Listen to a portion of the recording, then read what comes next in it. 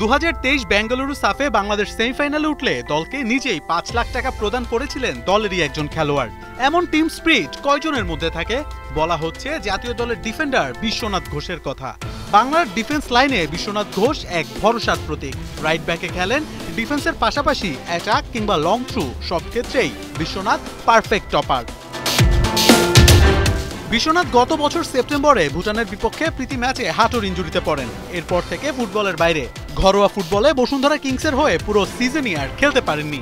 গেল বছর 20 ডিসেম্বর থাইল্যান্ডে নিজের অপারেশন করালেও এখনও মাঠে ফিরতে পারেননি।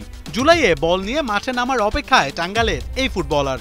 আপাতত জিমে অক্লান্ত পরিশ্রমে ঘাম ঝরাচ্ছেন তিনি। প্রকৃতির এক বিরাট নির্মমতা, ফেলে যাওয়া স্থান কখনোই যে শূন্য থাকে না। বিশ্বনাথের রাইট ব্যাক পজিশনে বর্তমানে তাজউদ্দিন এবং শাকিল আহাদ তপু খেলছেন। শুধু তাই নয়, বাংলার ফুটবলে বইছে সুদিনের হাওয়া। একের পর এক সুপারস্টারের পায়ের ছোঁয়া পাচ্ছে এই বাংলা। হামজা শমীদের নিয়ে উত্তেজনা চরমে। তবে এত কিছুর মধ্যে নিজেকে খুঁজে না পাওয়াটা কষ্টের, দুঃখের, হতাশার। তাই তো নিজেকে গুটিয়ে রাখা চাই, সরিয়ে রাখা চাই, আত্মবিশ্বাস থাকা চাই, ফিরতে হবে বীরের বেশে। বিশ্বনাথও নিজেকে সামাজিক হ্যান্ডেল থেকে সরিয়ে নিয়েছেন যেন ফুটবলের হাওয়া গায়ে না লাগে। কারণ এই হাওয়া যে বর্তমানে তার কাছে অনেক কষ্টের। ঘোষ প্রহর গুনছেন ফেরার অপেক্ষায়।